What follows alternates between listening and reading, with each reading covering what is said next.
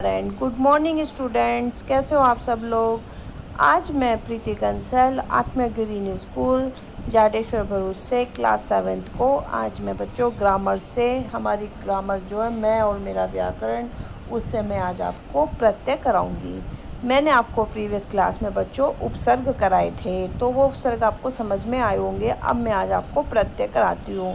प्रत्यय क्या है, उसके कितने भेद होते हैं, उसके बारे में मैं आपको सब आज कराऊंगी। तो बच्चों प्रत्यय पहले आप देखिए कि प्रत्यय वे शब्द होते हैं जो दूसरों शब्दों के अंत में जुड़कर अपनी प्रकृति के अनुसार शब्द के अर्थ में परिवर्तन कर देते हैं, वो प्रत्यय शब्द कहलाते हैं। प्रत्यय शब्द उपसर्ग में क्या होता है बच्चों कि हम पहले उपसर्ग लगाते हैं फिर उससे मूल शब्द हमारा आता है, लेकिन प्रत्यय में ऐसा नहीं होता है। प्रत्यय में हमारा शब्द पहले आता है उसके बाद हम प्रत्यय लगाते हैं।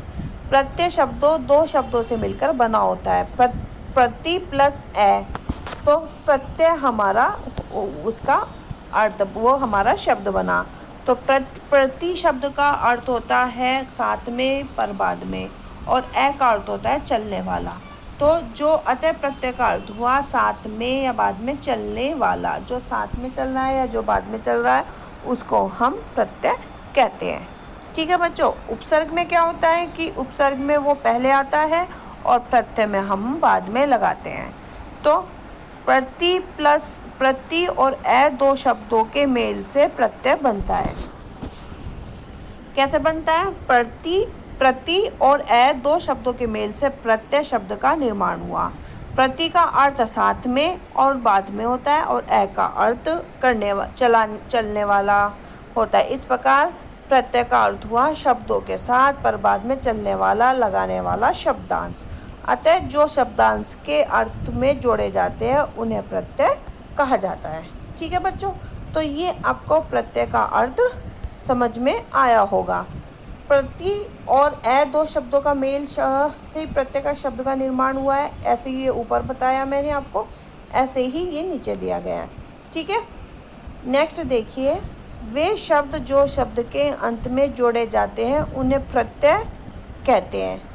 ठीक, ये आपकी परिभाषा हुई। वे शब्द जो शब्द के अंत में जोड़े जाते हैं उन्हें प्रत्यय कहते हैं।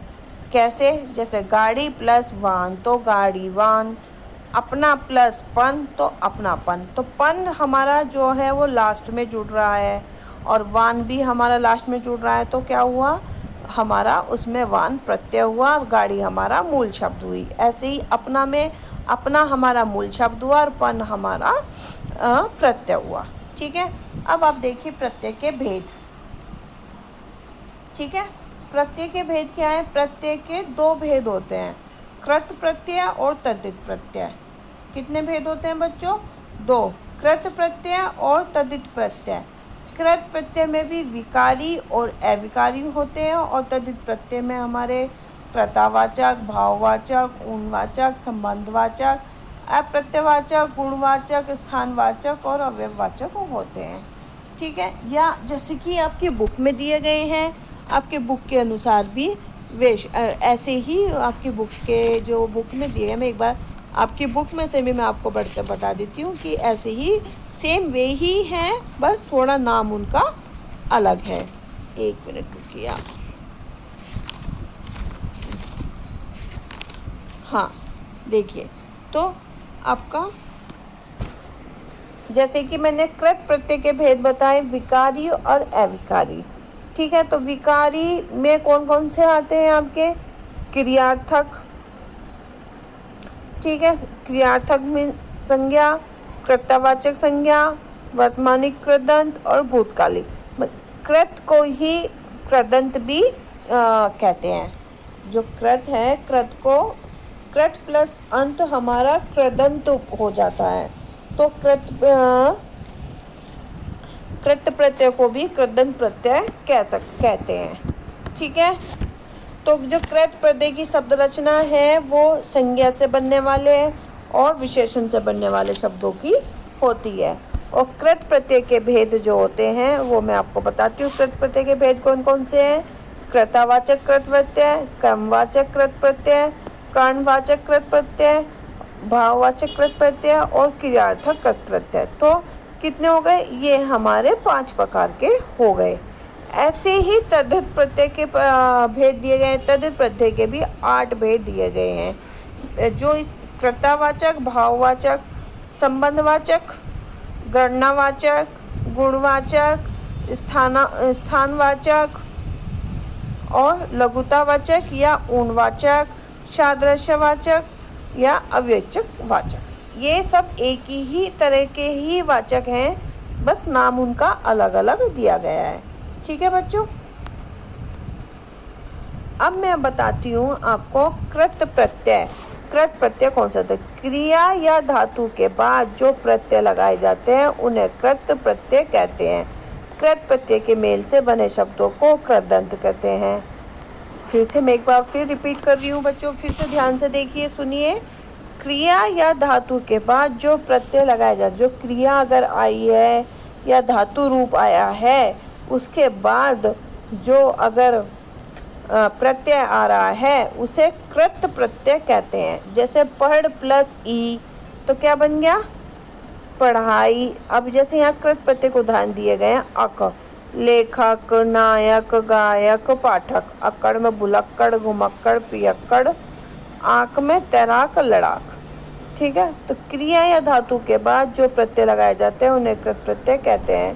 कृत प्रत्यय के मेल से बने शब्दों को कृदंत कहते हैं। ठीक है, जैसे लिख प्लस आवट, लिखावट, पालन प्लस हार, पालनहार। हाँ, तो कृत प्रत्यय के उदाहरण मैंने क्या था बताया आपको? लिख प्लस आवट, लिखावट, पालन प्लस हार, पालनहार, सज प्लस आवट, सजावट, घबरा प्लस आहट, तो घबराहट। ये आपके कृत प्रत्यय के उदाहरण हैं। अब तद्धित प्रत्यय देखिए। तद्धित प्रत्यय क्या है? आपके संज्ञा, सर्वनाम तथा विशेषण के अंत में लगने वाले प्रत्यय को तद्धित कहा जाता है।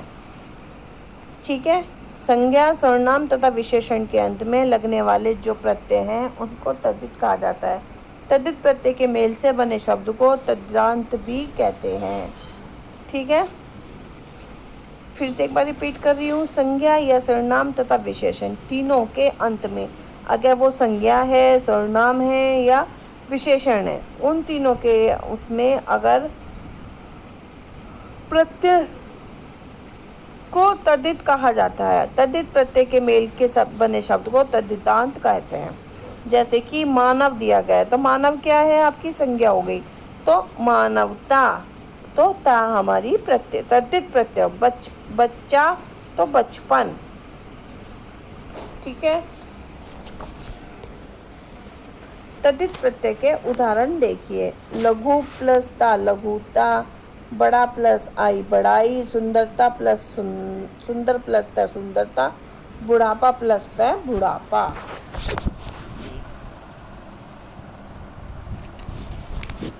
ठीक है, अब कृत प्रत्यय के प्रकार मैंने जैसे कि बताया, कृत प्रत्यय के 2 प्रकार होते हैं, विकारी और अविकारी।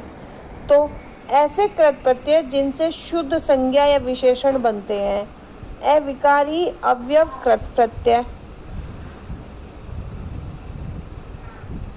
ऐसे कृत प्रत्यय जिनसे क्रियामूलक विशेषण या अवयव बनते हैं वो अविकारी कहलाते हैं। और विकारी कौन से हैं? ऐसे कृत प्रत्यय जिनसे शुद्ध संज्ञा या विशेषण बनते हैं। अब आप देखिए कृत प्रत्यय के, जो मैंने आपको कृत प्रत्यय बताए थे उनके, एक मिनट,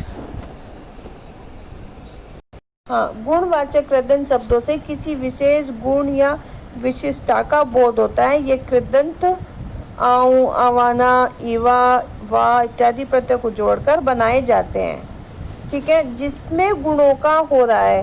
गुणवाचक कृदंत शब्द से किसी विशेष गुण के बारे में या विशिष्टता बताई जा रही है, वो आपका गुणवाचक कहलाता है। कर्मवाचक जैसे कि बिकना, बिकाऊ। कर्मवाचक में जिन कृत प्रत्ययों के योग से बने संज्ञा पदों से कर्म का बोध हो उसे कर्मवाचक कृदंत कहते हैं। ठीक है, मैं फिर से रिपीट, जिससे कर्म का बोध कराने वाले प्रत्यय कर्मवाचक कहलाते हैं। या जिन कृत प्रत्ययों के योग से संज्ञा पदों से कर्म का बोध हो, जिससे कर्म का बोध हो रहा है, जिससे उसके कार्य का बोध हो रहा है, उसे हम क्रमवाचक कृदंत कहेंगे या क्रमवाचक कृत प्रत्यय कहेंगे।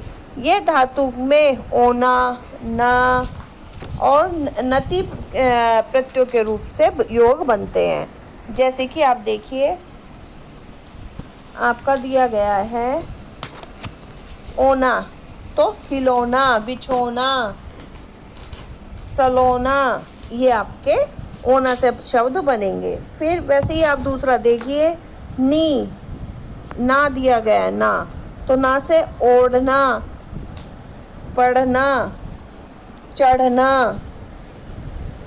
कूदना, ये ऐसे आपके ना से शब्द आपके बनेंगे। फिर ऐसे ही अंत में नती, तो सत्यवती, रूपवती, ऐसे आप उनका नती से आप ऐसे कर सकते हो। नती ना, ये नहीं ना का, उसका नी का देखिए आप, नी, छलनी, ओढ़नी, मथनी, ऐसे, ठीक है। सूंघनी,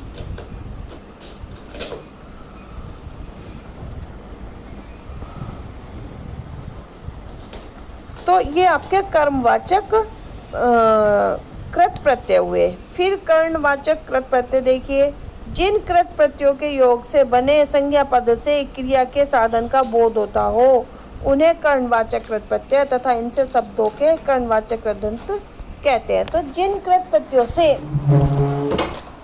जो आपके जिन कृत प्रत्ययों से योग बन रहा है, उससे संज्ञा पदों से क्रिया के साधन का बोध होता है, क्रिया के साधन का बोध हो रहा है, उसे कर्णवाचक कहते हैं। यह कर्ण अथवा साधन का बोध कराने वाला, जिससे कि साधन का बोध हो, जैसे कि वो चीज़ हमें मिल रही है। जैसे कि आप ई देखिए, ई एग्जाम्पल्स दिए गए, कर्णवाचक कृदंत धातु के अंत में नी, अन, ना, ए, आनी, ओटी, ओना इत्यादि प्रत्यय जोड़कर बनाए जाते हैं, उन्हें हम कर्णवाचक कहते हैं। जैसे चलनी, करनी, झाड़न, बेलन, ओढ़ना, ढकना, झाड़ू, चालू, ढक्कन आदि, ठीक है। झाड़ू, ऊ से देखिए आप, झाड़ू, आड़ू, रेती, फांसी, खांसी, बंधन, बेल, ऐसे आप बहुत सारे शब्द आप इनसे बना सकते हो, ठीक है। नेक्स्ट है आपका भाववाचक। तो भाववाचक में क्या होता है कि क्रिया के व्यापार या भाव का बोध कराने वाले प्रत्यय को भाववाचक कृत प्रत्यय कहते हैं, जिससे कि जिन कृत प्रत्ययों के योग से बने संज्ञा पदों से भाव या क्रिया के व्यापार का बोध हो रहा है, उन्हें भाववाचक कृत प्रत्यय कहते हैं और इनसे बने शब्दों को भाववाचक कृदंत कहा जाता है। क्रिया के अंत में इनके आप, अंत, वट, हट, ई, आवी, आव, आन इत्यादि जोड़कर भाववाचक कृदंत संज्ञापद बनाए जाते हैं। जैसे कि आप देखिए, आई तो पढ़ाई, मिलाई, लड़ाई, लिखाई, चढ़ाई, ऐसे आप शब्द बना सकते हो। फिर आप देखिए आवट, आवट से आप क्या बना सकते हो, आवट से मिलावट, सजावट, लिखावट, बनावट, ऐसे आपके शब्द आप से मिलाप शब्द आप बना सकते हो। आव, आव से बहाव, चढ़ाव, खिंचाव, बचाव, ऐसे आप ये शब्द इनसे बनते हैं, ठीक है। क्रियाघोतक शब्द या क्रियार्थक शब्द किसे कहते हैं? नंबर 5 है क्रियाघोतक या क्रियार्थक कृत प्रत्यय। जिन कृत प्रत्ययों के योग से क्रिया मूलक विशेषण संज्ञा अवयव या विशेषता रखने वाली क्रिया का निर्माण होता है। क्रिया विशेषण, संज्ञा, अवयव तथा एक विशेष प्रकार के क्रिया शब्दों का बोध कराने वाले प्रत्यय को क्रियार्थक या क्रियाघोतक कृत प्रत्यय कहते हैं। और इनसे बने शब्दों को क्रियाघोतक कृदंत कहते हैं। मूल धातु के बाद आ या वा जोड़कर भूतकालिक तथा ता प्रत्यय जोड़कर वर्तमानिक कृदंत बनाए जाते हैं। कहीं हुआ प्रत्यय भी अलग से जोड़ दिया जाता है, जैसे खोया, सोया, जिया, डूबता, बहता, चलता, रोता, हुआ, जाता हुआ। ऐसे ही आप इसमें देखिए, कर से आप बना सकते हो। कर अगर प्रत्यय दिया गया है तो पढ़ कर, खा कर, सुन कर, देख कर। आ से भूला, सूखा, भूखा। ता से खाता, भागता, लिखता, चलता। ठीक है बच्चों, तो ये आपके क्रियाघोतक या क्रियार्थक दोनों का नाम सेम ही है। क्रियाघोतक या क्रियार्थक एक ही बात है। ठीक है बच्चों, ये हमारे कौन से हुए? ये हमारे कृत प्रत्यय हुए। कृत प्रत्यय के बारे में मैंने आपको बताया है। अब मैं आपको बताती हूँ तद्धित प्रत्यय। तद्धित प्रत्यय कौन से होते हैं बच्चों हमारे? जो तद्धित प्रत्यय में तद्धित प्रत्यय हमारे 8 संज्ञा, सर्वनाम, विशेषण आदि में जुड़कर नए शब्द बनाने वाले शब्दों को प्रत्यय को तद्धित प्रत्यय कहते हैं। ठीक है, उसके 8 प्रकार होते हैं। कौन कौन से? कृतावाचक, भाववाचक, गुणवाचक, संबंधवाचक, अव्ययवाचक, गुणवाचक, स्थानवाचक तथा व्यवाचक। ठीक है, तो अब मैं आपको पहले बताती हूँ कृतवाचक। कृतवाचक है संज्ञा के अंत में आर, आरी, इया, एरा, वाला, हारा, हार, द्वार इत्यादि प्रयोग प्रत्यय के योग से कृतवाचक तद्यांत संज्ञाएं बनती हैं। ठीक है, एक मिनट।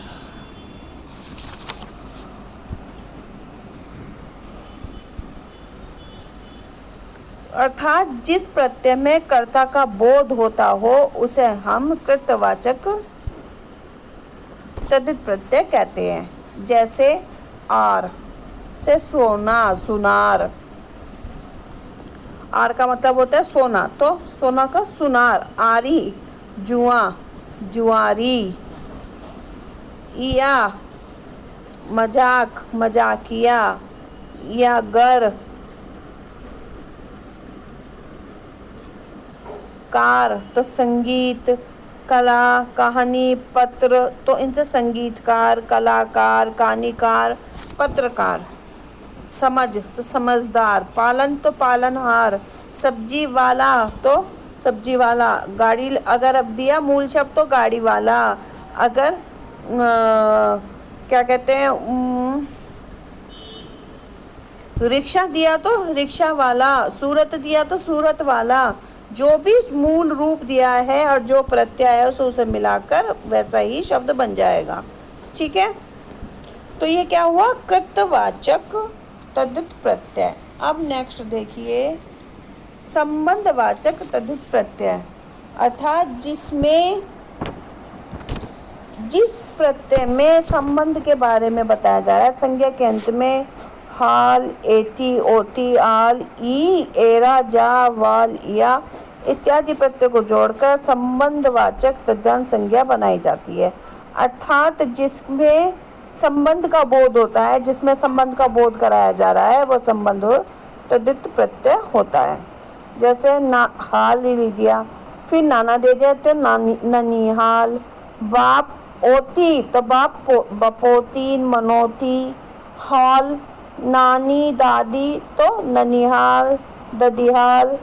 एरा चाचा, मौसा, फुफेरा, चचेरा, मुसेरा, पुपेरा। ऐसे आप ये शब्द बना सकते हो। जैसे आप इसमें भी देखिए ई लखनऊ, लखनवी। एरा फूफा, फुपेरा। जा भाई, भतीजा। इया पटना, पटनिया। या जैसे दे दिया इया मुंबई, मुंबईया। इया जयपुर तो जयपुरिया। इया नागपुर तो नागपुरिया। दिल्ली वाला तो ऐसी आप उनके इया से आप ये शब्द उनके लगा सकते हो। ठीक है बच्चों, अब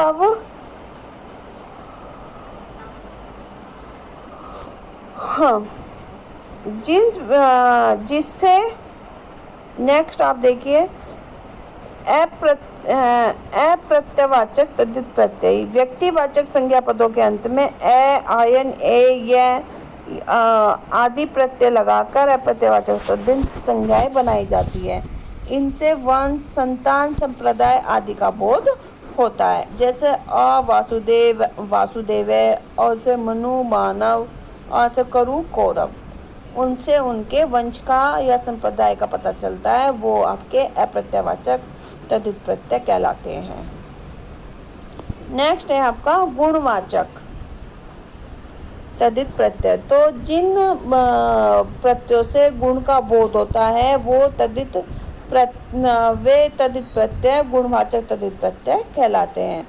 के अंत में आ, ए, इक, ऐ, उ, हा, हर, हरि, एड़ी इत्यादि, ईस्ट, ए, मैं, मान, रे, ले, वान, शी, क्षमा, इलू, लू प्रत्यय जोड़कर गुणवाचक तद्धित शब्दांत बनते हैं।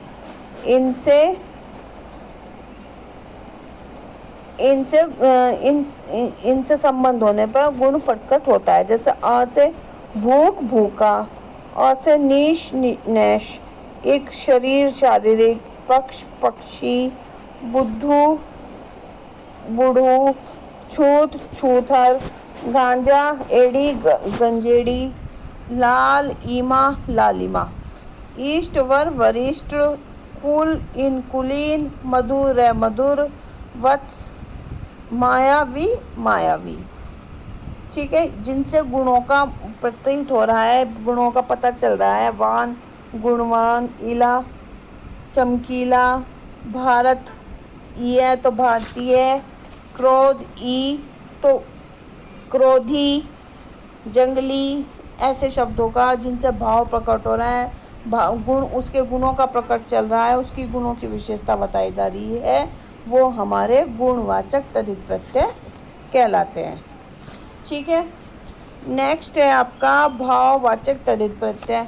तो भाववाचक तद्धित प्रत्यय क्या हुए कि जिसमें भावना, जिस संख्या विशेषण में भाव का बोध हो रहा हो, भावना के बारे में बताया जा रहा हो, भाव का ज्ञान होता हो, उसको हम भाववाचक तद्धित प्रत्यय कहते हैं। जैसे ई गरम, गर्मी, ईश सर्द, सर्दी, गरीबी, अमीरी। इससे हमें क्या भाव, हमें भाव पता चल रहे हैं कि हमें गर्मी का भाव हो रहा है, सर्दी का, अमीरी का, गरीबी का।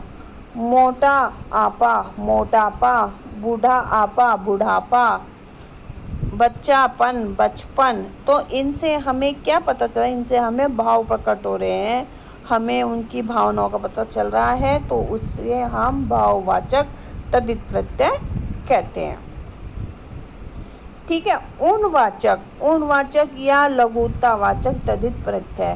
उणवाचक या लघुतावाचक तद्धित प्रत्यय जिसमें लघु अर्थात छोटी वस्तु का बोध होता है, बोध कराया जाता है, उसे तद्धित प्रत्यय लघुतावाचक या उणवाचक तद्धित प्रत्यय कहा जाता है।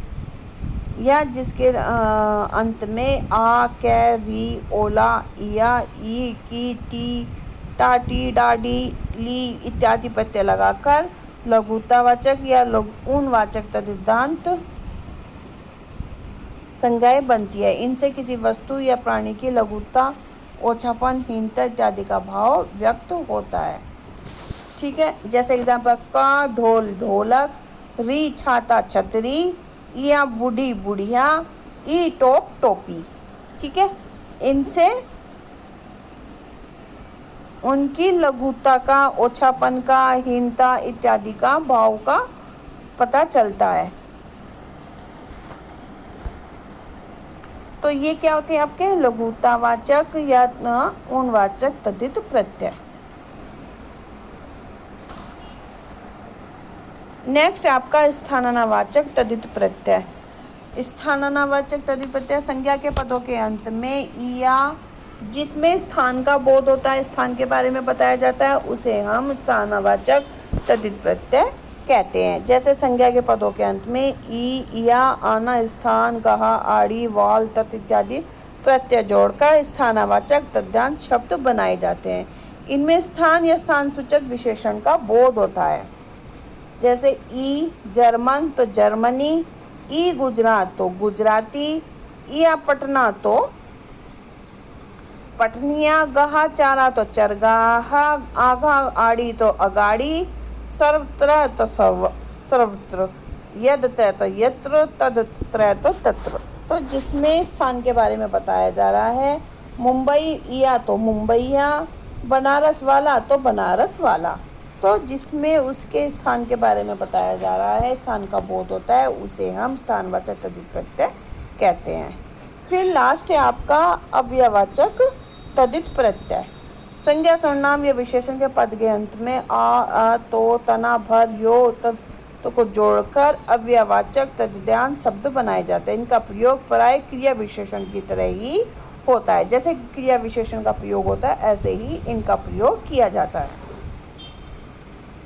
जैसे दा सर्व सर्वदा, त्रय एक एकत्र, ओ कोस कोसो।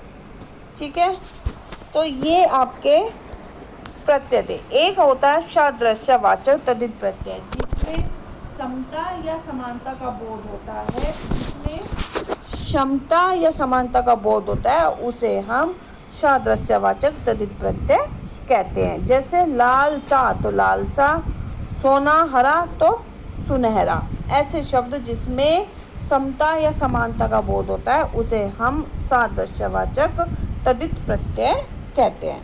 तो बच्चों, आज मैंने ये आपको प्रत्यय के बारे में बताया है। इसकी जो एक्सरसाइज है, वो एक्सरसाइज में आपको अपनी जो नेक्स्ट क्लास होगी उसमें मैं आपको बताऊंगी। ये आज हमने प्रत्यय के बारे में पढ़ा है, प्रत्यय के प्रकार, प्रत्यय के कितने भेद होते हैं, इन सब के बारे में हमने आज पढ़ा है। और इसकी जो टेक्स्ट और एक्सरसाइज है, वो आपको मैं अपनी नेक्स्ट क्लास में कराऊंगी। ठीक है बच्चों, तो okay bye, take care, stay home, stay safe.